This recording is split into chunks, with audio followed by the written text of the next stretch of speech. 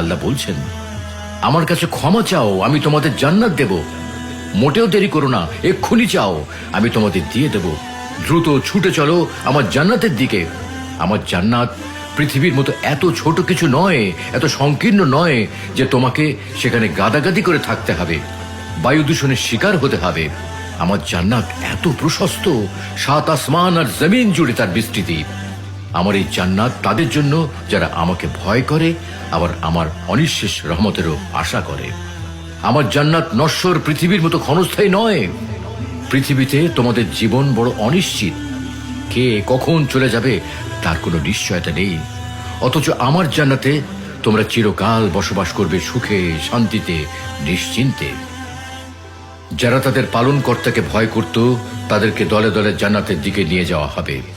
যখন তারা উন্মুক্ত দরজা দিয়ে জান্নাতে পৌঁছবে এবং জান্নাতের রক্ষীরা তাদেরকে বলবে, তোমাদের প্রতি সালাম, তোমরা সুখে থাকো, সদা সর্বদা বসবাসের জন্য জান্নাতে প্রবেশ করো।